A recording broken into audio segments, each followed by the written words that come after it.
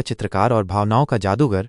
बहुत समय पहले की बात है, सितारों के बीच तारालोक नामक एक अनोखे लोक में आरव नाम का एक अद्भुत चित्रकार रहता था। वह कोई साधारण कलाकार नहीं था, बल्कि उसका काम था सितारों को रंगना। हम रात में जो चमकते तारे देखते हैं, वे सब आरव की जादुई कूंची और रंगों का ही कमाल थे। आरव के पास चमकूंची नाम का एक स्वर्गीय ब्रश था। हर रात वो इससे आकाश के कैनवस पर सितारे सजाता था।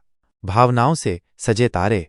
एक रात आरव ने देखा कि आसमान के तारे अपनी चमक खो चुके हैं और उसका चमकूंची भी रोशनीहीन हो गया है। हैरान होकर उसने ज्ञान नदी से इसका कारण पूछा। ज्ञान नदी ने बताया कि अब उसके रंग सिर्फ बाहरी नहीं हो सकते, बल्कि उसे भीतर के भावों से रंग बनाने होंगे। उसका ब्रश अब खुशी, दुख, आशा और प्रेम जैसी भावनाओं से चलेगा।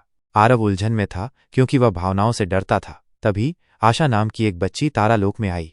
वो धरती से अपने खोए हुए भाई को देखने की प्रार्थना करते हुए आई थी। आशा की आंखों में उम्मीद और दुख की चमक देखकर आरव के चमकूंची में रोशनी आ गई। आरव ने आशा के साथ मिलकर कई तारे रंगे। जब आशा ने अपने भाई की हंसी याद की तो सुनहरा रंग उभरा।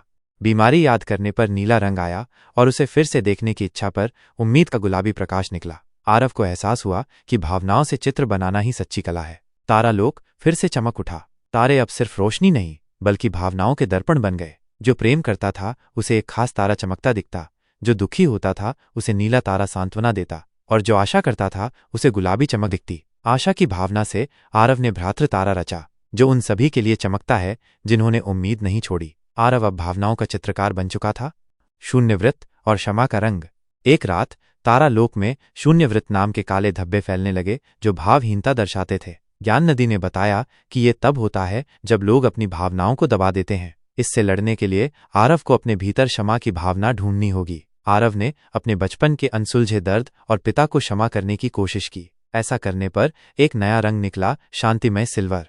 इस रंग से उसने शून्यवृत्त के सबसे काले तारे को छुआ और तारा उजाले में फट पड़ा, जिससे भावनाओं की सैकड़ों चमकदार बूंदें निकलीं। आरव समझ गया कि अंधकार को नष्ट नहीं, बल्कि बदला जा सकता है। मौन को, स्वर और संबंधों को तारों में पिरोना। बाद में अनवर्णा नाम की एक आत्मा तारालोक में आई, जो कभी अभिव्यक्त नहीं हुई थी। उसके कारण एक मौन गड्ढा, निशब्द गर्त बन गया था। आरव ने बिना कूंची के निशब्द गर्त की सतह को छुआ और एक धीमा कंपन उठा। एक धुंधला सा तारा जन्मा, स्पर्श तारा, जो उन लोगों के लिए था जो अपनी भावनाएं शब्दों में नहीं कह पाए। आरव ने संभावना तारे भी बनाए, जो भावना के पूर्ण रूप से जीने पर भविष्य की संभावना दिखाते थे। उसने दो आत्माओं के अनुभवों को एक साथ पिरोकर युग्म तारा बनाया, जिससे उनके बीच पुनर्मिलन हुआ। अब तारालोक में संबंधों के तारे बनने लगे, मित्रता, प्रेम और क्षमा के प्रतीक। स्वयं का तारा और कला का अंतिम उद्देश्य। अंत में आरव ने स्वयं का तारा, चित्त तारा बनाया, जो उसकी अपनी भावनाओं का प्रतिबिंब था। यह तारा जो भी देखता, उसे स्वयं का चेहरा बिना मुखौटे के दिखता।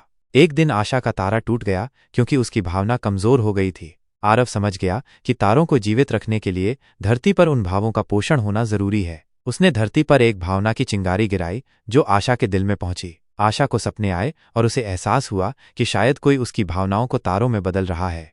आरव को अब अपनी कला का अंतिम उद्देश्य समझ आ चुका था। चित्र केवल आकाश को नहीं, आत्माओं को भी बदल सकते हैं। हर तारा धरती और भावनाओं के बीच एक सेतु है। आरव अब केवल चित्रकार नहीं, बल्कि भावनाओं का संदेशवाहक था। तो अगली बार जब आप आसमान देखें और कोई तारा आपको कुछ कहता सा लगे, तो समझिए वो आपके भीतर की किसी भावना का प्रतिबिंब हो सकता है, या शायद कोई चित्रकार बहुत दूर आज भी आपके मौन को रंगने की कोशिश कर रहा है।